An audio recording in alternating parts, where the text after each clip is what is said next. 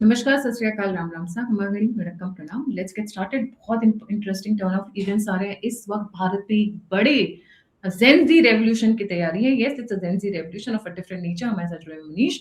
Manish, a very warm welcome on the show. Let's get started. बहुत जबरदस्त पैसों की बारिश हो रही है, मतलब बाढ़ आ रही है, मैं ये बोलूंगी। और जैसे आजकल लगता है ना, एक जमाना था जब 5 रुपए की वैल्यू होती थी। आजकल कोई 500 रुपए भी दे देता तो वो खुशी नहीं मिलती है जो किसी जमाने में 5 रुपए में मिल जाती थी। Over to you Manish. Thank you Gayatri ji. I think एक न्यूज जो सबको दिखा होगा और बहुत दिन से वो काइंड ऑफ वायरल है कि भारत में गूगल 15 बिलियन डाल रहा है विशाखापट्टनम में वो डेटा सेंटर के लिए। उसके बाद और भी है, माइक्रोसॉफ्ट वहां पे $17 बिलियन डाल रहा है। एंड ऐसा हुआ कि एक वीक में करीब करीब $89 बिलियन का इन्वेस्टमेंट जो है भारत में लाइन अप हो गया for next 5 years. And this will not be the only investment. ये इसलिए वायरल हुआ क्योंकि ये टेक जायंट्स गूगल, माइक्रोसॉफ्ट और उसमें सबसे बड़ा नाम अमेजॉन, बड़ा नाम इसलिए क्योंकि वो $35 बिलियन भारत में अगले 5 साल में इन्वेस्ट करने वाला है। And just to give you the perspective कि $35 बिलियन क्यों इंपॉर्टेंट है, क्योंकि अमेजॉन भारत में 2012 से है, ऑपरेट कर रहा है। और 2012 से अभी तक उसका इन्वेस्टमेंट $40 बिलियन का था। और वो जस्ट नेक्स्ट 5 इयर्स में ऑलमोस्ट डबल होने जा रहा है। अब क्वेश्चन है कि ये जब बोल रहे हैं डबल, इतना इन्वेस्टमेंट कर रहे हैं, जब ये लोग एक एक रुपया जब खर्च करते हैं तो खर्च करने से पहले वो 10 बार सोचते हैं कि यही क्यों करना है। उसमें 3 की ड्राइविंग फैक्टर्स है गायत्री जी, जो हमें समझना जरूरी है। और इसलिए भी इंपॉर्टेंट है कि जो जेनजी के बारे में हम बात करते हैं कि अरे रोड पे उतार दो, कुछ लोग हैं जो उतारने के लिए तैयार हैं। यहाँ पे उस जेनजी के लिए मिलियंस ऑफ जॉब्स क्रिएट होने का अपॉर्चुनिटी आ रहा है। यहाँ पे सिर्फ जॉब नहीं, अगर वो कोई नया स्टार्टअप खोल रहे हैं उसके लिए अपॉर्चुनिटी बिल्ड हो रहा है। और यहाँ पर जो बाहर की कंपनीज हैं, जो टेक जायंट्स, वो उनको देख रहे हैं one of the most skilled resource available at scale. मतलब एक बहुत बड़े नंबर पे स्किल्ड रिसोर्स अवेलेबल है जो कि next generation product, research and development, इस सारे चीजों में पार्टिसिपेट कर सकता है। और इसमें जो की ड्राइविंग फैक्टर्स की जब हम बात करते हैं तो वहां पर अगर आप देखिए, भारत का जो डिजिटल इकोनॉमी है वो कहा जा रहा है कि इस डिकेड के अंत तक, इस दशक के अंत तक, 2030 तक वो $1 ट्रिलियन के वैल्यूएशन में पहुंच जाएगा। एंड जब ये पहुंचेगा तो उसके लिए फिर किस चीज की डिमांड, वो क्या डिमांड क्रिएट करेगा, कैसे पहुंचेगा? वो ई कॉमर्स हो गया, जो हम फ्लिपकार्ट, अमेजोन, मिंत्रा अलग अलग जगह से यूज करते हैं। वो जो फिनटेक फर्म्स हैं वो वहां पे आगे बढ़ेंगे, जो एआई सर्विसेज हैं वो आगे बढ़ेंगे। ये नंबर वन ड्राइविंग फैक्टर है जो कि अमेजोन जैसे एक जायंट, जिसका कि उसके मिलियंस ऑफ वर्कर्स हैं, वो बहुत सारे जगह पे कंट्रीज में ऑपरेट करता है। भारत में एक बहुत बड़ा ऑपरेशन यहाँ पे उसका है इन टर्म्स ऑफ, जहां पे सॉफ्टवेयर इंजीनियर्स एंड ऑल। तो ये जो मैं बोल रहा हूँ कि $1 ट्रिलियन यहाँ पे इकोनॉमी पहुंचेगी, that is one factor. Apart from that, Bharat में हर एक साल लगभग लगभग 1.5 मिलियन, वन, उसका मतलब होता है 15 लाख इंजीनियरिंग ग्रेजुएट्स निकलते हैं। बहुत सारे लोग बोलेंगे अरे इतने इंजीनियरिंग ग्रेजुएट्स निकलते हैं, क्वेश्चन आएगा सरकार उसको कैसे कंज्यूम कर रही है, कहाँ पे नौकरी दिया जा रहा है? उसी का आंसर है कि जब वो इंजीनियरिंग ग्रेजुएट्स आ रहे हैं, भारत सरकार पिछले 5 7 साल 8 साल में अगर देखेंगे तो बहुत सारे करिकुलम लेवल चेंजेस लाए हैं कि कैसे आप ग्रेजुएशन कर सकते हैं, क्या कर सकते हैं, नहीं कर सकते हैं। उस चेंजेस को यहाँ पर वो जो करिकुलम चेंजेस हैं, वो जो पढ़ाने के तरीके में चेंजेस हुए हैं, जिसमें और भी जरूरत है मॉडिफिकेशंस का, एडवांसमेंट का, it has created one revolution. उस रिवॉल्यूशन में इसलिए बोल रहा हूं क्योंकि वो जनरली दिखेगा नहीं, अगर आप उसको थर्ड पर्सन पर्सपेक्टिव से देखेंगे कि अरे कहाँ पे जा रहे हैं लोग, क्या कर रहे हैं। मैं इसलिए बोल रहा हूं क्योंकि भारत में इससे पहले आपको इतने बड़े तादाद में बच्चे नहीं दिखेंगे जिनके दिमाग में होगा कि मैं जाकर के स्टार्टअप खोलूं, जाकर के मैं नए कंपनी बनाऊं। या जहां वो काम करने के लिए भी जा रहे हैं तो उन वो सिर्फ ऐसे काम लेने के लिए अब वो तैयार नहीं है जो ठीक है आप सुबह में आपने 8 घंटा एक ही काम किया और घर चले गए। वो ऐसा काम ढूंढ रहे हैं जिसमें उनका दिमाग, उनका आईक्यू चैलेंज उसमें किया जा सके, जहां पे कुछ वो नया बिल्ड कर रहे हैं। और ये जो एक चेंज आया, एक माइंडसेट शिफ्ट आया है कि अमेरिका नहीं जाना है, सिर्फ माइंडसेट शिफ्ट ये है कि मुझे भारत में रह के वो बिल्ड करना है। उसी अपॉर्चुनिटी को, उसी तरह के माइंडसेट को, उसी तरह के टैलेंट को ये सारी कंपनीज अपने साथ काम करने के लिए तैयार है। क्योंकि अगर वहां ये लोग काम नहीं करेंगे तो बाहर रह के उसके कॉम्पिटिटर्स ये लोग बिल्ड करेंगे। अब सोचिए कि जो फ्लिपकार्ट जिसने स्टार्ट किया वो अमेजोन में पहले एम्प्लॉय था, उसके बाद वो निकल करके फ्लिपकार्ट और भारत में सबसे बड़ा ई कॉमर्स वो जायंट बना हुआ है, राइट? तो ये हम बात करते हैं कि इतना बड़ा रिसोर्स, उसका वो एक रीजन है। इंडिया का $1 ट्रिलियन का डिजिटल इकोनॉमी एक रीजन है। एंड मोस्ट इंपॉर्टेंट, और या फिर बोलूं तो उसको सबसे जो ड्राइविंग फोर्स रहा है, क्योंकि भारत आज से ऐसा नहीं है, पहले से भी रहा है, राइट?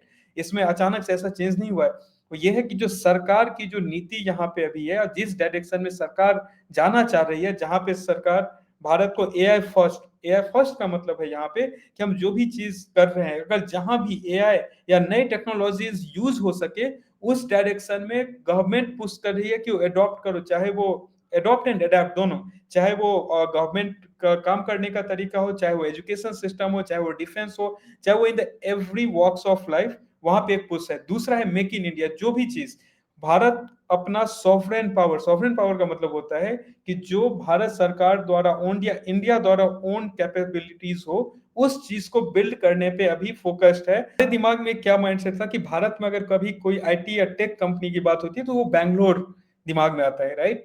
ठीक है, वहां पे बैंगलोर ने उस टाइम पे वो डिसीजंस लिए, वहां पे वैसे एक इकोसिस्टम बिल्ड हुआ कि सबसे ज्यादा talent density for IT roles वहां पे बने, and that's why it is still the startup capital of India, Bangalore.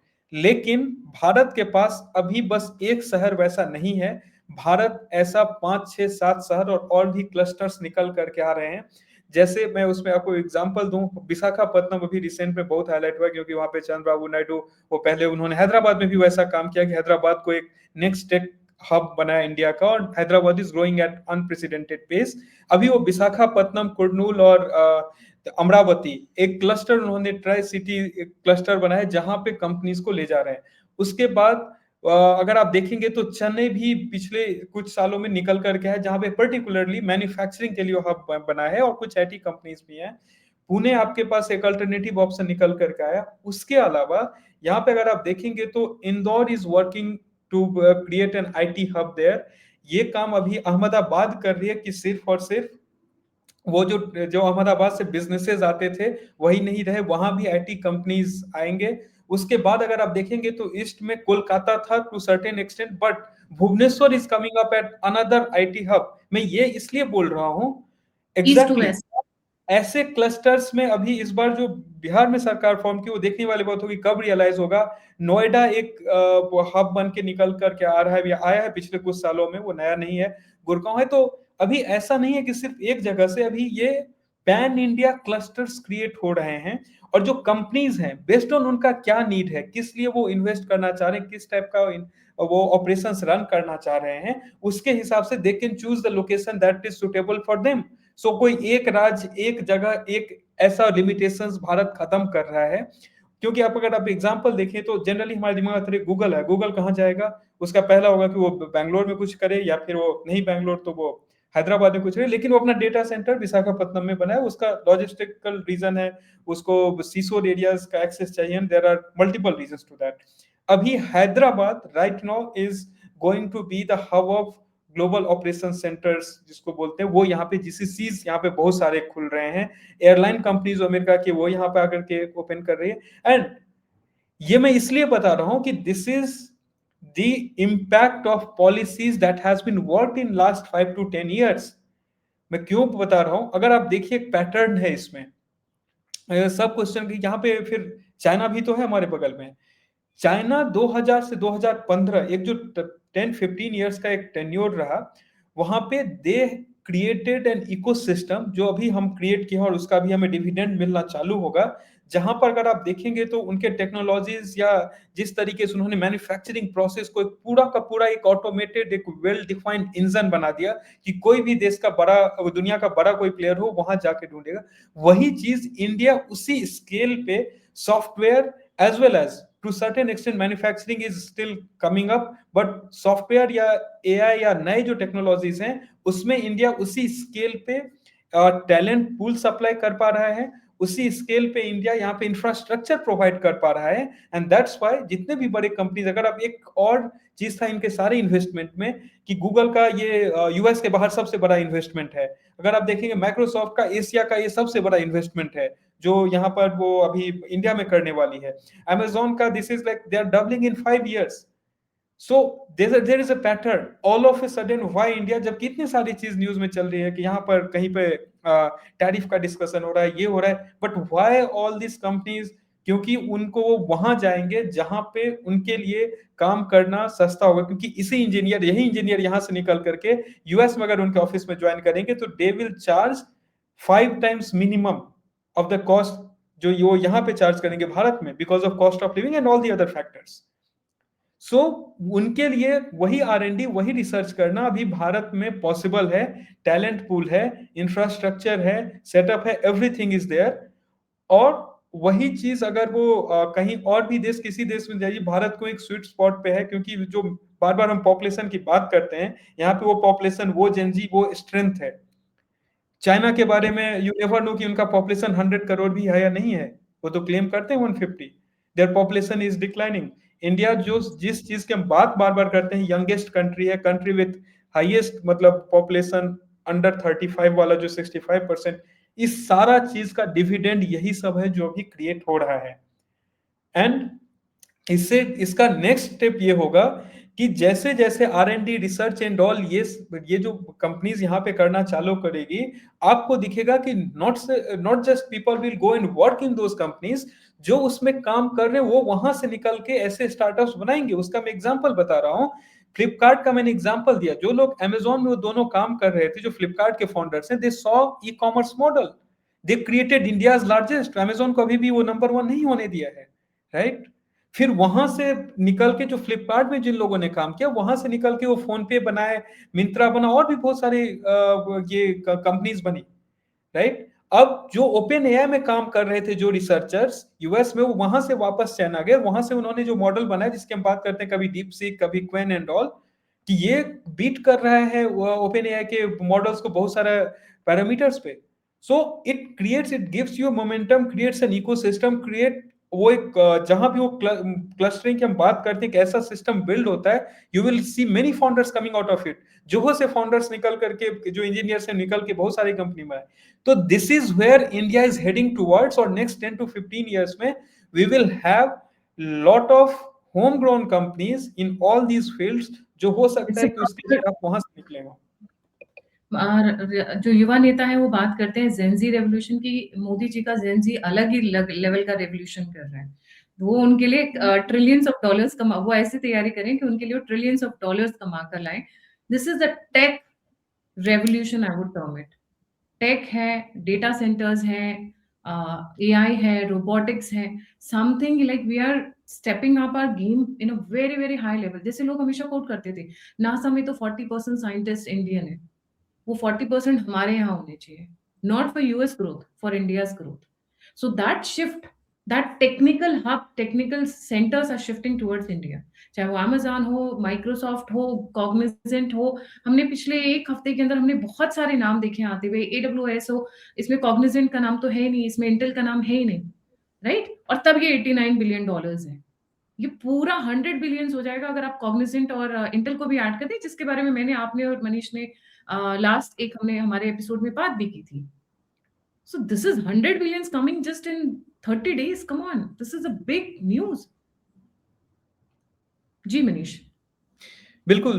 देखिए, यहाँ पर जो ये सारी कंपनीज में बहुत सारे व्यूअर्स, उनका क्वेश्चन होगा कि अमेरिकन कंपनीज हैं, आप कैसे बोल रहे हैं कि इससे भारत को फायदा होगा? मैं इसलिए बोल रहा हूँ कि चाइना, जिसका कि हम जनरली एग्जांपल देते हैं, and वो सॉर्ट ऑफ एग्जांपल है कि they made themselves the manufacturing hub of the world. Why nobody can hand twist China? Because सबका जो मैन्युफैक्चरिंग है वो वहां से होता है, सारे कंपनीज का, मेजोरिटी ऑफ और द एक कंपनीज।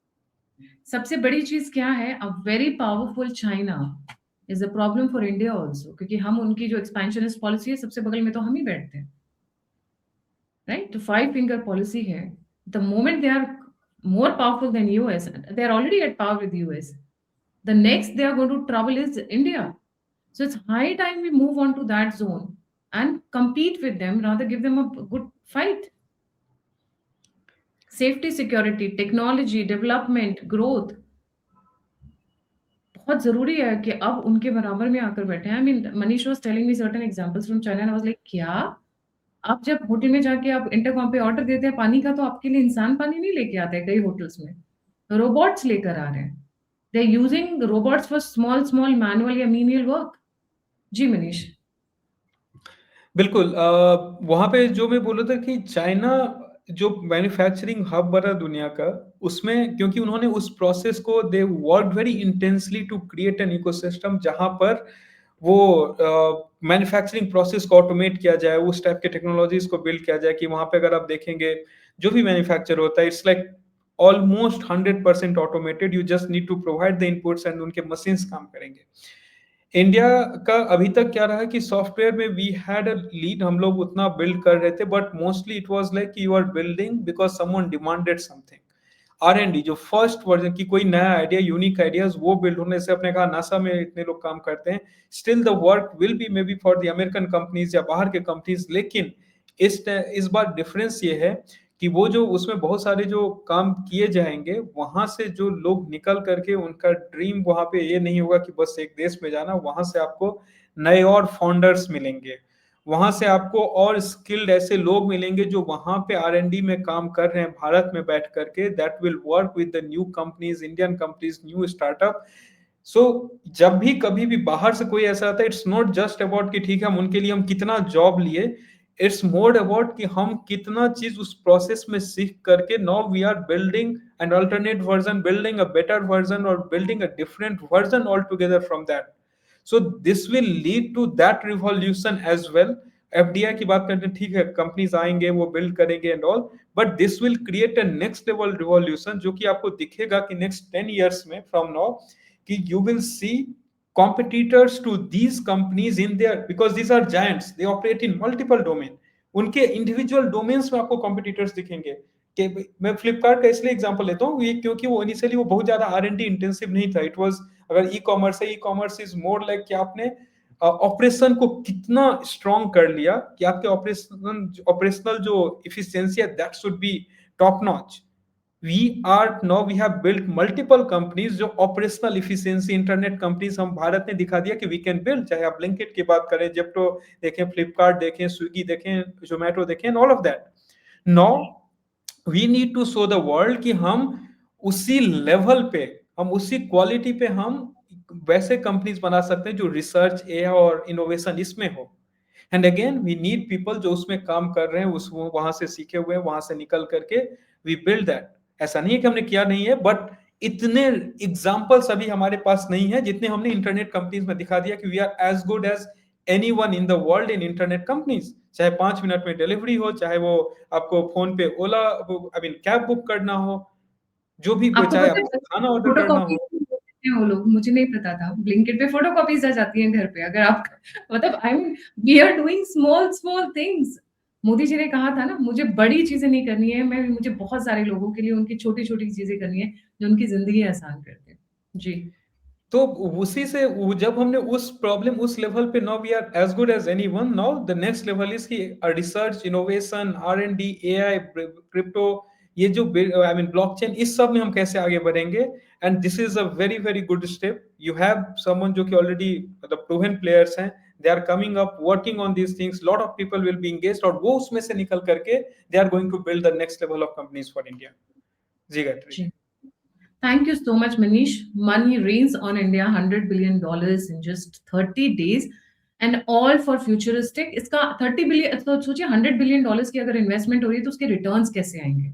ROI कितना रहेगा, return on investment, and that too using the capacity and channelising the young minds for something very productive and very futuristic in coming years.